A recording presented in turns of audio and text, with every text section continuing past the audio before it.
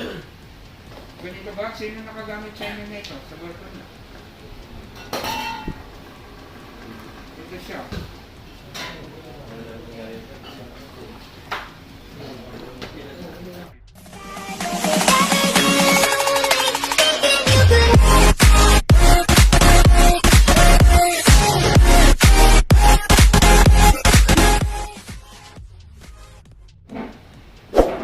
Types of Epirb.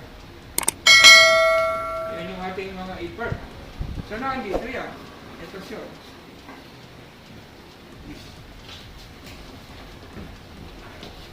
Itong isa, nandiyan din. This one. Ito. Siya. So lahat yan ay Epirb. So sabi niya, the transmission of an Epirb signal can be considered to be a distress alert. The essential purpose of an Epirb signal is to help determine the position of survivors during search and rescue operations. The Epirb signals indicate that one or more persons are in distress, that they possibly may no longer be on board a ship or aircraft, and that receiving facilities may no longer be available. Okay. So, distress alert daw, considered as distress alert ang ating Epirb.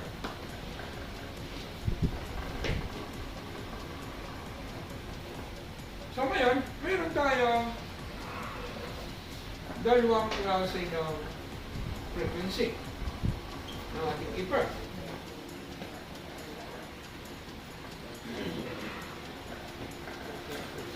So, one is your 406 megahertz,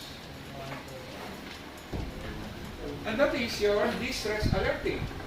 Kahit yan sa inyong reviewer, yan ang magiging sagot nyo kung sakasakali na yan yung tanong.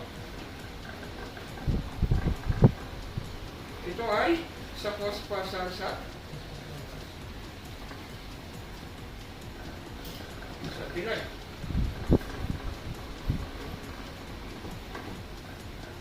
Ito siya. Ang ating 406 megahertz Epirb.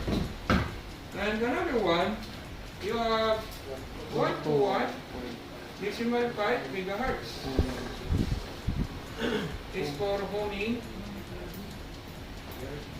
signal. And that is, yan po yung tinatawag natin na VHF Epirb.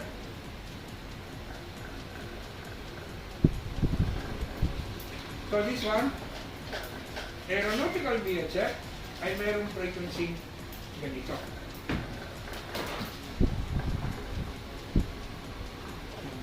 Homing signal. Pwede sa voice communication. Yan yung tinatawag natin. Pero normally, ito na ang ating madalas na ginagamit. This is for your communication to search and rescue authorities.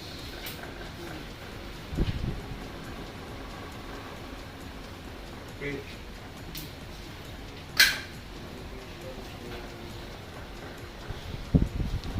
So this is your equipment now.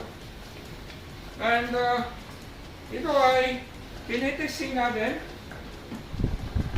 normally every end of the monthly testing. But it also depends on your QSM manual. Meron tayong mga QSM manual sa barko kung kayo ay pamilyar. Quality and Safety Management on board. Pero ang talagang rule is monthly testing. So yung ating testing is external. Ibig sabihin, walang lalabas na signal. Internal.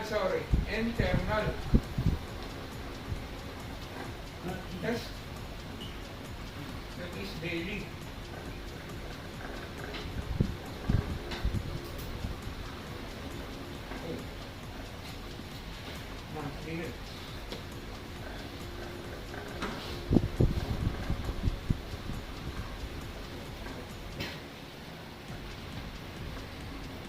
Sa Epirb, monthly internal testing. Pero sa BHF, daily tayo, internal testing yung ating BHF.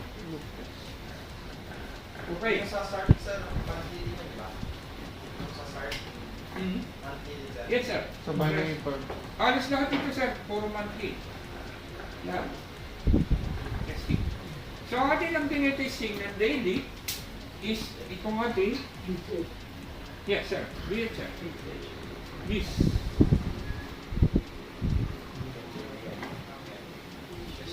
Loop test. Yes, araw-araw yan. Ang ginawa ng Diyos. Internal. Tinitesting namin. Internal loop test. So, you have to test for own vessel. Pag sinabing internal loop test.